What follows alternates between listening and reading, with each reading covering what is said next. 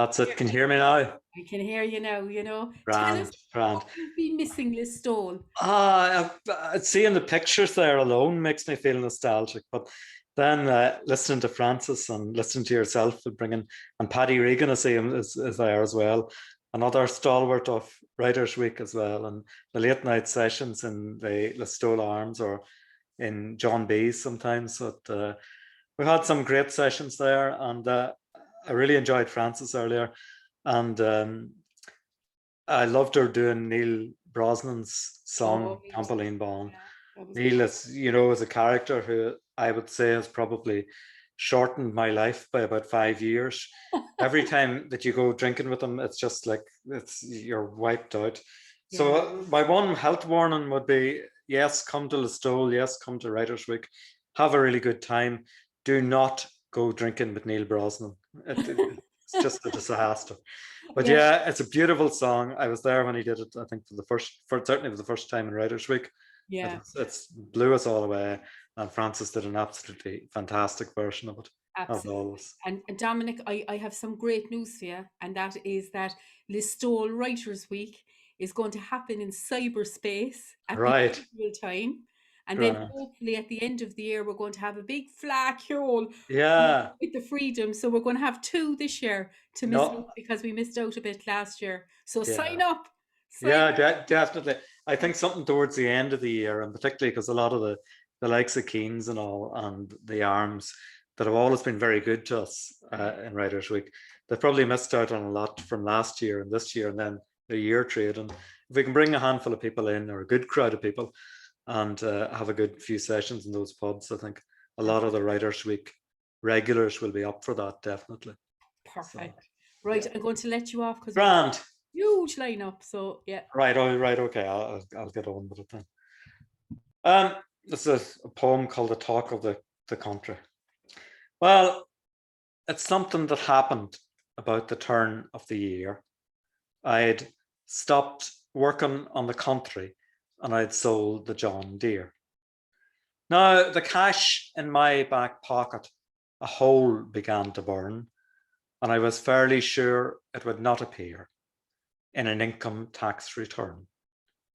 Now, earlier that winter, I had an awful dose of the flu, and I spent 3 weeks watching the telly, for it was all I was fit to do.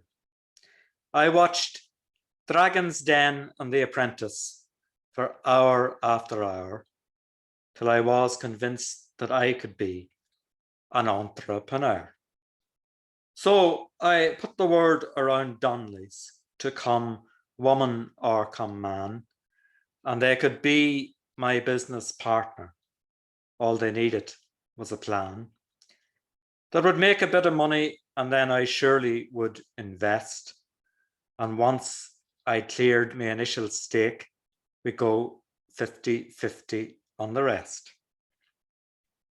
So on a Thursday night in Donnelly's, in the room above the bar, I was dressed in my best suit and smoking a big cigar. The first in was Nicky Kelly. His business plan was in good order.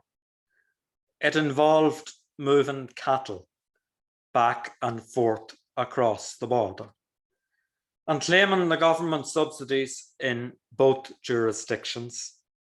But sure, I thought that in this area, we might have too much competition. Now, Mary Ann McGoldrick, she wanted me to invest in her new massage parlor, and then she would do the rest. Well, she has a bit of a reputation, but in truth, she's not the worst. She said I'd be her sleeping partner. By God, I wouldn't be the first. But sure, in walked Francine Nugent, and he says, "This is your lucky day." But I ignored his overconfidence, for the Nugents are all that way. And he set up a projector and he showed me lots of stats, and he talked of strategies and action plans like some zealous bureaucrat. Well, he showed me a picture of a funeral in the middle of the day, 500 people standing around, all doing their best to pray. He talked of the loss of productivity and the loss of revenue, and that nearly every person there would have work they needed to do. Well, I myself could remember one year in early July when nearly every single day someone I knew did die. And sure, after the funeral, I always had to stay, for I didn't want the family thinking I was in a rush away.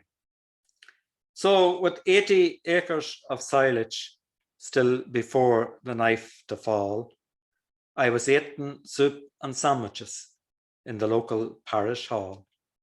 Says Francie, half of all National League games are now played under lights.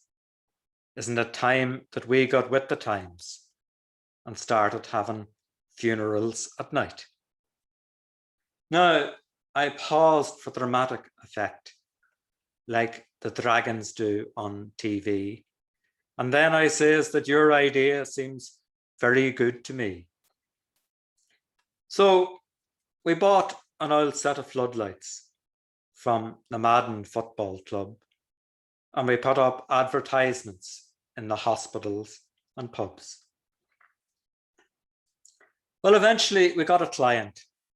It was horny Harry Dunn, who shuffled off this mortal coil at the age of 91. Right up until the very end, sure, he was bushy-tailed and frisky before he succumbed to an overdose of Viagra pills and whiskey. Now, Harry's niece and nephew were determined to have their way. They didn't want to take a day off work and lose a day's pay. But sure, the priest was not in favour. He thought it far too risky, until we bribed him with Harry's supply of Viagra pills and whiskey. So we hooked up the floodlights and they soon dispersed the dark, and sure, our wee country graveyard was as bright as Crow Park. Now, Francie had been to college. He was going to be an electrical engineer, but he never made it to a single lecture as he'd taken to the beer. So when I asked if he knew what he was doing, he just gave a knowing shrug. And then he ran the 14 floodlights, all from the one plug. As we were carrying Harry from the chapel, sure there was a deafening crack, and everything for 5 miles around suddenly turned black. Now, the priest ran away in a panic. I'm telling you the truth. He's been petrified of the dark since something happened to him in Maynooth. But sure, I was praising my foresight. I was a shrewd operator, and I quickly wired up my diesel generator. And once more, our little graveyard was bathed in bright lights. But sure, now that the priest was gone, things didn't seem quite right. I thought that maybe a bit of music, something somber and serene, might add to the occasion and enhance the whole scene. So I hooked up a CD player.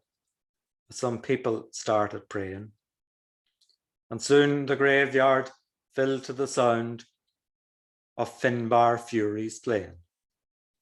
I put on The Lonesome Boatman, and it seemed to be just right. But then the generator let out a groan, and out went the bloody lights. Well, I shook the generator. It began to splutter and cough, and the lights, they came back on again, and then they went back off. It was making a shocking noise. It was revving up and then crashing. black smoke was coming out of it, and the floodlights, they kept flashing. Now, when I realised what had happened, I was as wicked as a weasel, for Francie'd filled me generator up with friggin' laundered diesel. Now, on the stereo, I thought that I'd hit repeat, but in truth, I must have hit play. And after the Lonesome Boatman came the Red Rose Cafe. Well, the people were shuffling nervously. They began looking towards us, not sure if they should be saying a prayer or joining in the chorus. Now, Horny Harry wasn't religious. For the church, he didn't give a damn. But sure, I knew that he'd spent many's a night in the heart of old Amsterdam. So I started singing as best I could, and the sing-song got underway. 500 people then, belting out the Red Rose Cafe. As we carried Harry to the grave, sure the chapel bells were ringing, but you couldn't really hear them now on account of all the singing. Now, the music played and the lights were flashing as we lowered him below. It wasn't much like a funeral now. It was more like a disco. Well, after that, we were the talk of the country for many's and many's a day. And then Francie took me floodlights and he sold them on eBay. And he went to England with me money, and sure, he hasn't been seen since then. And these days, I can't bear to watch The Apprentice or Dragon's Den. But sure, all the lads in Donnelly's now, they all swear that when they go, they don't want a church funeral, just a sing-song and disco. Sinead. Oh, brilliant. I really enjoyed that, and it reminded me of those marathon nights that we had in the hostel in Listowel, and Yeah, all the great stories.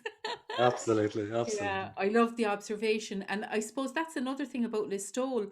You have story writers, you have poetry writers, you have singer-songwriters, and everybody is kind of together in a great old melting It pot, is. you I know. mean, I started when I went down to the store, but first time about 20 years ago. I had these dreams of writing this great literary novel, and then I fell in with a bad crowd.